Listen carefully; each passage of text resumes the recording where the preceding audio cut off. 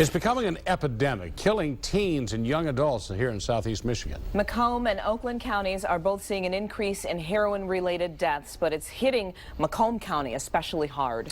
7 Action News reporter Julie Bonovich sat down with 3 families in Monroe who are fighting back to save their community.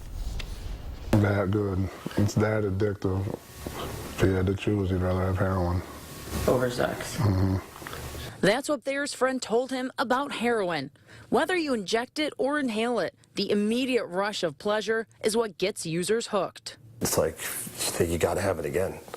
I say it's like an unbelievable feeling. These families say heroin has been breaking hearts in Monroe long enough. And every time you get on Facebook or you open the newspaper, it's one of your friends is gone. As of November 2nd, 33 people have died from drug overdoses in Monroe this year.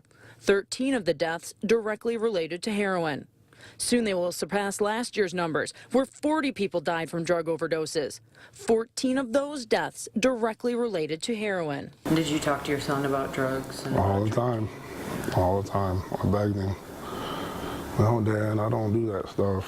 Thayer Stump's 18-year-old son, TJ, tried heroin for the first time in February. It was also his last. They just left him there to die. TJ and 2 of his friends partied in a hotel room until TJ overdosed and died. His friends were too afraid to call 911. They were high too and didn't want to get in trouble. So if they would have called 911, I'd still have my son today. When Bob Zupkoff's son Jake died from a heroin overdose, he was only 22. This was like a total shock. I mean, I still don't understand it. The dealer who sold his son heroin served 4 years in prison. She recently got out.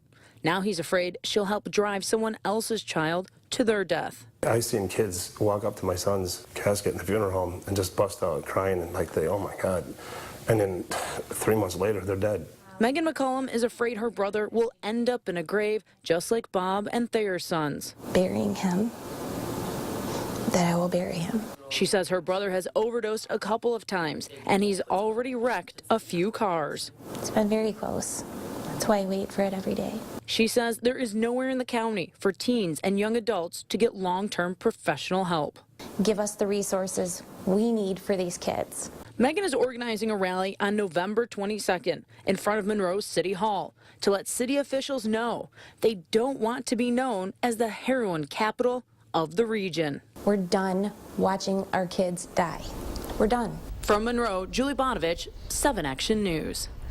We talked to the health departments for Oakland, Wayne, and Macomb counties, and they all say they've seen a dramatic increase in heroin use in recent years. Now we have information on how you can get help for yourself or somebody you know. It's on our website at WXYZ.com. We certainly hope we can help somebody out with this.